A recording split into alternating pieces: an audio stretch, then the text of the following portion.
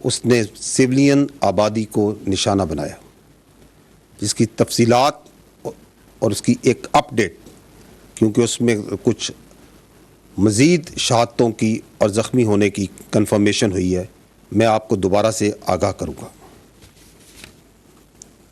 اب تک 6 مقامات پر جو حملے ہوئے، ان میں 26 معصوم سویلینز شہید ہو چکے ہیں اور 46 انجرڈ ہیں۔ I will repeat, at 6 locations where the Indians attacked last night, unprovoked, the blatant aggression that they did, Pakistan has lost 26 civilians and 46 are injured. ان کی تفصیلات کچھ اس طرح ہیں۔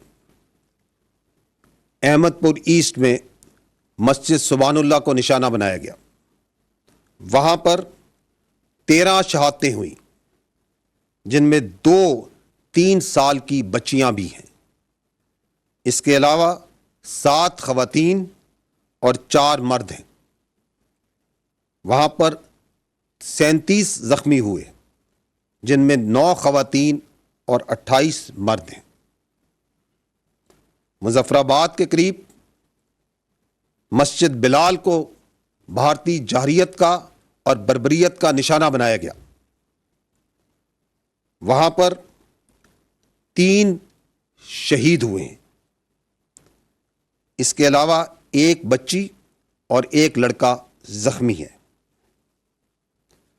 کوٹلی میں مسجد عباس کو نشانہ بنایا گیا، وہاں پر 1 16 سال کی بچی اور 1 18 سال کا معصوم بچہ شہید ہوئے۔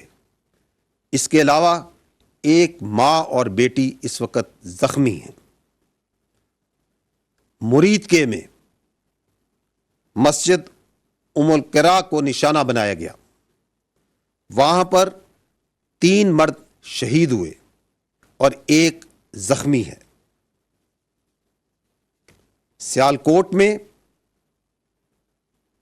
جو نشانہ بنایا گیا، اس کی وجہ سے کوئی جانی اور مالی نقصان کی اطلاع نہیں آئی۔ شکر گڑھ میں بھی جو نشانہ بنایا گیا، وہاں پر بھی کسی جانی نقصان کی خبر نہیں، البتہ ایک ڈسپنسری کو کچھ نقصان ضرور ہوا ہے۔ رات سے جاری لائن آف کنٹرول پہ جو وائلیشنز، بلا اشتعال فائرنگ جو بھارت کر رہا ہے، جو اٹرلی کی فائرنگ کی جا رہی ہے، اس میں اب تک 5 معصوم سویلینز شہید ہو چکے ہیں، جس میں ایک 5 سال کا بچہ بھی شامل ہے۔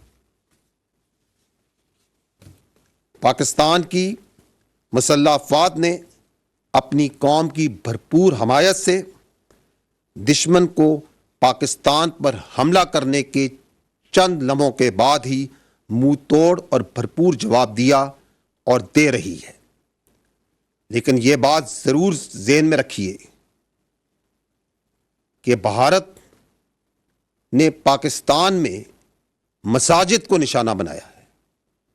مساجد اور عبادت گاہوں کو نشانہ بنانا اس تنگ نظر سوچ کی عکاسی کرتا ہے جو کہ مودی کی حکومت میں ہندتوا کے زیر تسلط بڑھ رہی ہے، جس میں اقلیتوں اور بالخصوص مسلمانوں کو اور ان کی مذہبی آزادی کو سلب کیا جا رہا ہے اور ان کو نشانہ بنایا جا رہا ہے۔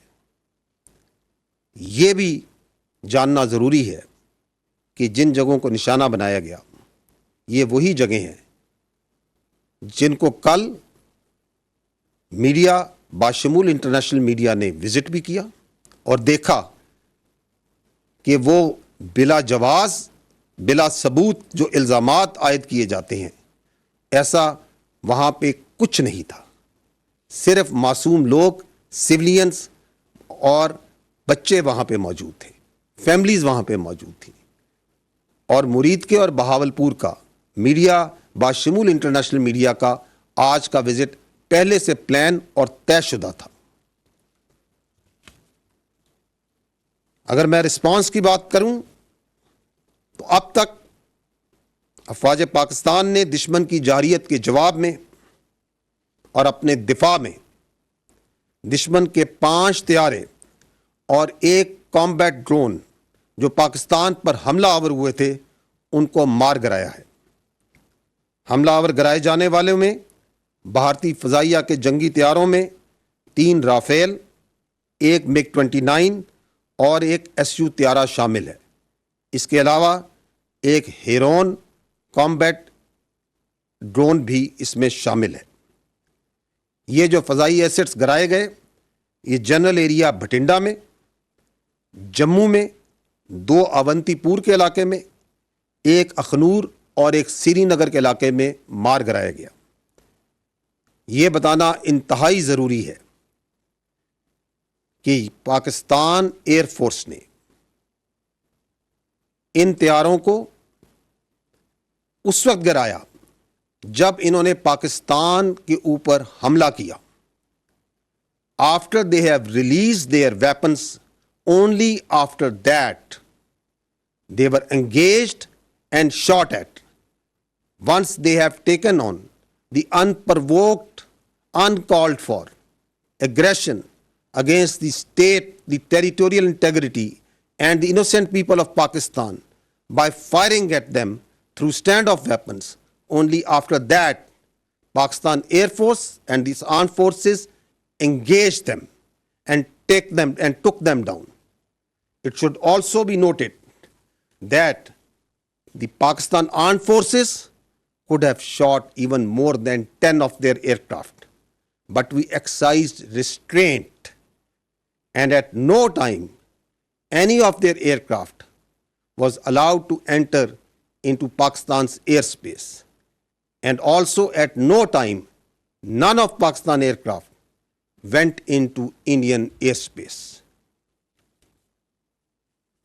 یہ بھی جاننا ضروری ہے کہ الحمدللہ پاکستان فضائیہ کے تمام طیارے، تمام ایسٹس مکمل طور پر محفوظ ہیں۔ اس فضائی جنگ کے علاوہ دشمن نے لائن آف کنٹرول اور ورکنگ باؤنڈری پر بلا اشتعال گولہ باری اور سیز فائر وائلیشنز شروع کی، جس کا پاکستانی فوج نے دندان شکن جواب دیا اور اس کی متعدد پوسٹوں کو تباہ کیا۔ ان پوسٹوں میں سے، ان انگیجمنٹس میں سے صرف چند ایک کی ویڈیوز میں آپ کے سامنے پیش کروں گا۔ یہاں پہ آپ ایک بریگیڈ ہیڈ کوارٹر کو دیکھ سکتے ہیں جس کو جواباً نشانہ بنایا گیا، جہاں سے پاکستان کی اوپر سیز فائر وائلیشن۔ ایک اور افسوسناک عمل اس واقعے میں، ہندوستان نے نیلم جیلم ہائیڈرو پاور پروجیکٹ کو، اس میں نوسیری ڈیم کے سٹرکچر کو نشانہ بنایا اور اس کو نقصان پہنچایا۔ ہائیڈرو سٹرکچرز کو نشانہ بنانا ایک ناقابل قبول اور خطرناک ایسکیلیشن ہے۔ کیا ہندوستان پاکستان کے عوام کے پانی کو نقصان پہنچانا چاہتا ہے؟ کیا وہ جانتا ہے کہ اس کے کیا کانسیکوینسز ہوں گے؟ اس کا کیا مطلب ہے؟ کیا انٹرنیشنل نارمز اور جنگی قوانین اور روایات اس بات کی اجازت دیتی ہیں کہ آپ کسی اور ملک کے پانی کے ذخائر، ڈیمز اور ہائیڈرو پاور سٹرکچرز کو نشانہ بنائیں؟ ایک اور خطرناک اور ناقابل قبول عمل جو کہ کل رات کو ہوا، وہ بھارت نے جب یہ بزدلانہ کارروائی کی تو اس وقت بہت سی نیشنل اور انٹرنیشنل فلائٹس پاکستان کی ایئر اسپیس میں موجود تھیں، and thousands of civilian passengers lives were put in grave danger. At that time there were 57 international flights that were operating inside Pakistan airspace. the consequences of any of them being hit perhaps didn't even cross the minds of those who were undertaking this aggression, this senseless aggression that they did yesterday. چونکہ یہ ایک developing situation ہے تو جیسے جیسے واقعات آگے بڑھیں گے میں آپ کو ان تفصیلات سے آگاہ کرتا رہوں گا. میں یہ کہنا چاہوں گا کہ بھارت نے پاکستان کے خلاف جو جارحیت کی ہے اب پاکستان کی جانب سے اس جارحیت کا، اس ایگریشن کا بھرپور جواب دیا جا رہا ہے اور دیا جاتا رہے گا. بھارت نے پاکستان پر بزدلانہ طریقے سے رات کے اندھیرے میں حملہ کیا ہے اور پاکستان کی جری قوم کو للکارا ہے. اس کی اس غلط فہمی کو یقیناً ٹھیک کر دیا جائے گا.